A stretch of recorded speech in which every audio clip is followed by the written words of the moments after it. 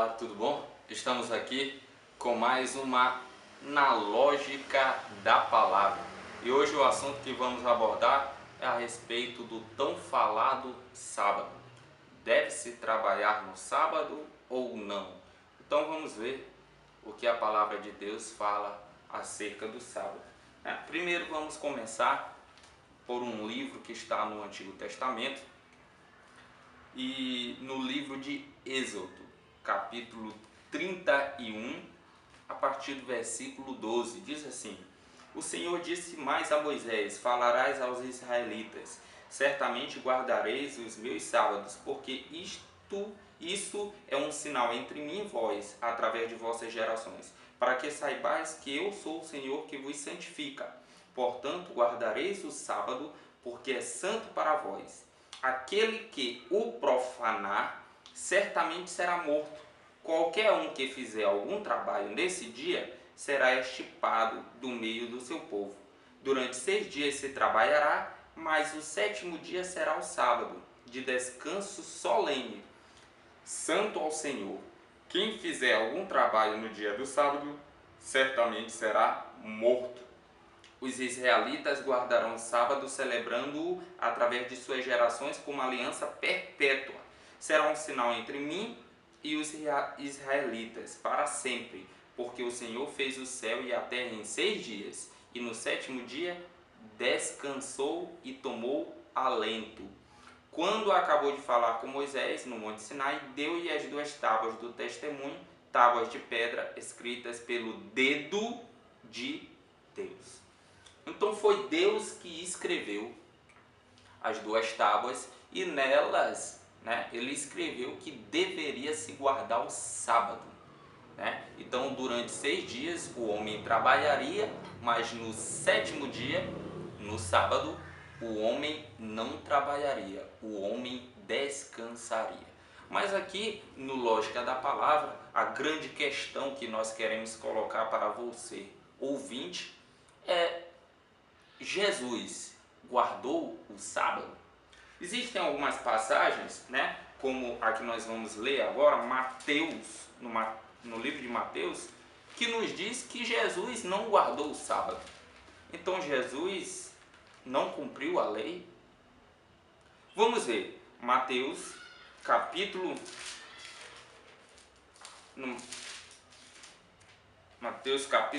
20, vamos ver aqui onde é que está. Mateus capítulo 12. No capítulo 12 do livro de Mateus, diz assim: Naquele tempo Jesus passou pelos campos de cereais num dia de sábado, e os seus discípulos, sentindo fome, começaram a colher espigas e a comer. Vendo isso, os fariseus lhe disseram: Os teus discípulos estão fazendo o que não é permitido no sábado. O que não era permitido no sábado? Trabalhar. E o fato de os discípulos de Jesus, tendo fome, forem colher espigas para comer, aquilo ali era um trabalho. Então por isso os fariseus chegaram até Jesus e disseram: Vem cá, os teus discípulos estão fazendo o que não é lícito no sábado. E tu, Jesus, está concordando com isso que eles estão a fazer. Versículo 3. Ele, porém, lhe disse: Acaso não lestes o que Davi fez quando ele e seus companheiros tiveram fome? Como ele entrou na casa de Deus e com eles comeu os pães consagrados, o que não lhe era permitido comer, nem a seus companheiros, mas somente aos sacerdotes. Ou não leste na lei que, aos sábados, os sacerdotes no templo infringiram o sábado e ficaram sem culpa? Mas eu vos digo que aqui está quem é maior do que o templo. Se porém soubesses o que significa quero misericórdia e não sacrifícios, não condenarias os inocentes, porque o Filho do Homem é o Senhor do sábado. Então Jesus, ele se autodenominou o Senhor do sábado, ou seja, o dono do sábado. Então o dono do sábado pode fazer no sábado o que ele bem entender.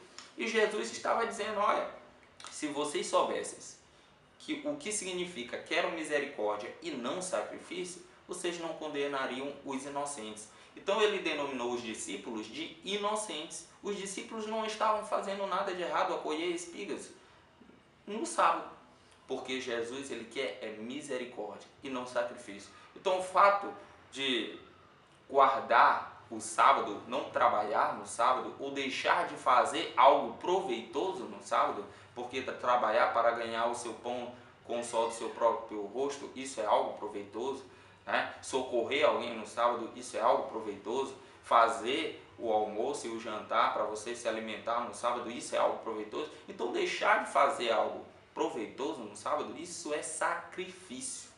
E Jesus está dizendo, olha, eu quero é misericórdia e não sacrifício. O que eu quero que verdadeiramente vocês façam é perdoar a quem vos ofenderam, é orar por aqueles, né, a quem tem lhe perseguido, é amar os vossos inimigos. Essa é a misericórdia que eu desejo que vocês façam, e não sacrifícios. Né? E aí no próprio livro de Mateus capítulo 12, prosseguindo, Jesus conta, é relatado outro fato que aconteceu no sábado, a cura realizada no sábado. Diz assim: partindo dali, Jesus entrou na sinagoga deles, e estava ali um homem que tinha uma das mãos atrofiada. E procurando uma razão para acusar Jesus, eles o interrogaram: é permitido curar aos sábados? E ele lhe disse: quem de vós é o homem que, se tiver uma só ovelha, e no sábado ela cair num buraco, não a pegará e a tirará de lá? Quanto mais vale um homem do que uma ovelha. Portanto, é permitido fazer o bem no sábado. Então Jesus disse àquele homem: estende a mão. E ela estendeu, e foi restaurada como a outra. Os fariseus, porém, saindo dali, conspiraram contra ele para o matar. Percebendo isso, Jesus retirou-se dali. Muitos o seguiram, e ele curou a todos, e advertindo-lhes de que não dissessem quem ele era, para que se cumprisse o que havia sido falado pelo profeta Isaías: aqui está o meu servo que escolhi, o meu amado, em quem meu ser se agrada. Porei sobre ele o meu espírito, e ele anunciará a justiça aos gentios.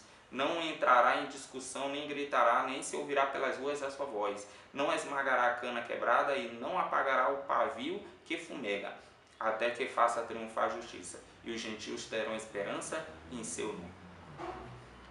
No próprio capítulo relata outra história, Jesus curando no sábado. Os fariseus, sabendo que Jesus era uma pessoa que desrespeitava o sábado, segundo a lei, guardarás o sábado, não trabalharás no sábado, eles tentaram, jogar um verde em Jesus. Vamos ver o que Jesus fala a respeito de curar no sábado. E Jesus mostrando, através de atitudes, que o que ele deseja é que nós façamos o bem no sábado. Ele curou, ele realizou uma cura diante dos olhos daqueles fariseus. E aí ele disse: olha, será que não é lícito fazer o bem no sábado? Não é permitido? Então, versículo 12: quanto mais vale um homem do que uma ovelha. Portanto, aí Jesus afirma, é permitido fazer o bem no sábado. Trabalhar para sustentar os seus filhos, a sua casa, isso é fazer o mal. Socorrer alguém, isso é fazer o mal. Fazer o almoço, o jantar, fazer outras coisas que vão trazer proveito para a sua vida e para a vida de outros, isso é fazer o mal. Então Jesus ensina que é permitido fazer o bem no sábado.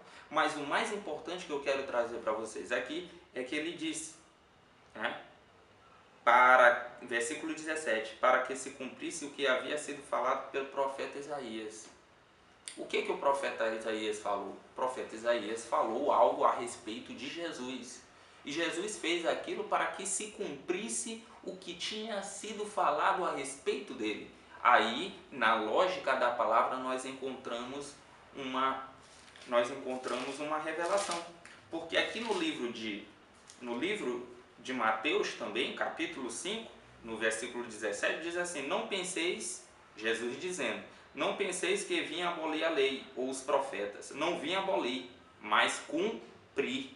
Pois em verdade vos digo, antes que o céu e a terra passem, de modo nenhum passará uma só letra ou um só traço da lei, até que tudo se cumpra. Mas vem cá, Jesus disse que ele veio para cumprir a lei. E a lei dizia que deveria se guardar o sábado, não trabalhar no sábado. Olá, vamos para a segunda parte, Então eu estava dizendo que Jesus não veio para abolir a lei, mas veio para cumpri-la. Só que a lei que ele veio cumprir não foi a lei dos 10 mandamentos somente. Ele veio para cumprir a lei que estava escrita a respeito dele.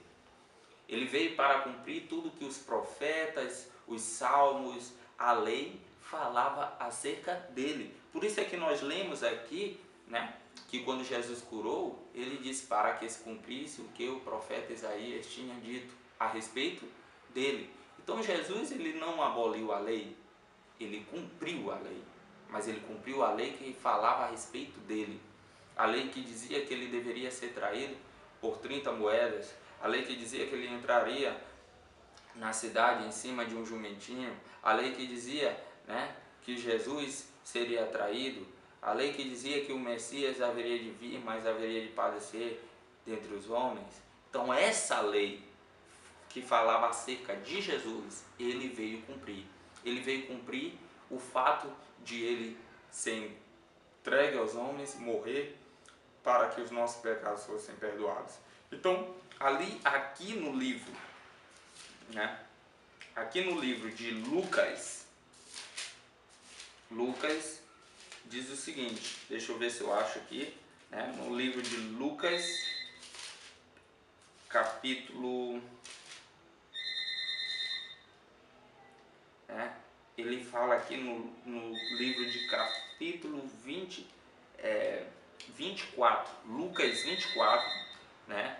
No capítulo 44, diz assim: depois lhes disse, são estas as palavras que vos falei, estando ainda convosco, era necessário que se cumprisse tudo o que estava escrito sobre mim na lei de Moisés, nos profetas e nos salmos. Então lhes abriu o entendimento para compreenderem as escrituras. Então aqui no livro de Lucas, Jesus relata para os seus discípulos que era necessário que se cumprisse tudo que estava escrito acerca dele na lei de Moisés, nos profetas e nos salmos. Né? Então Jesus, ele não veio para cumprir a lei em si dos 10 mandamentos somente, mas ele veio para cumprir a lei que estava ao seu respeito. Então aquela passagem que diz, eu não vim abolir a lei, mas em cumpri-la, esse cumpri-la é cumprir a lei que estava escrita a respeito dele. E aí, qual é o sentido do sábado? O sentido do sábado é que Deus criou todas as coisas em 6 dias, mas no 7º dia ele descansou de todo o seu trabalho. E a vontade de Deus é que nós guardemos o sábado, ou seja, que nós guardemos o dia do seu descanso. Mas o que é o dia do descanso de Deus? O que é esse 7º dia? O que é o sábado? É justamente a vida eterna. Deus está descansando, ele não vai mais trabalhar, ele não vai mais criar um plano de salvação, ele já criou, Jesus já morreu, já ressuscitou, está intercedendo por nós, tudo já está feito. Quando Jesus estava lá naquela cruz, ele disse, está consumado, não existe mais nada a fazer, Deus já está descansando eternamente. Mas a vontade dele é que nós venhamos a descansar junto com ele. E por isso ele disse, guardai o meu sábado.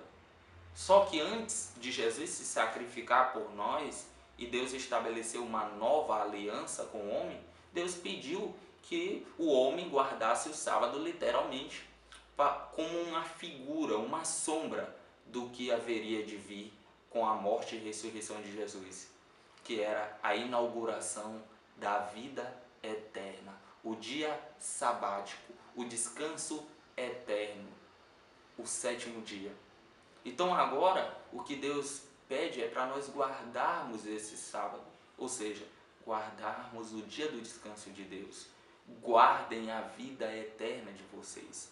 A gente vai entender isso lá no livro de Hebreus, no capítulo 4, quando diz assim, no versículo 3, porque somos nós o que temos crido, que entramos no descanso, conforme ele disse.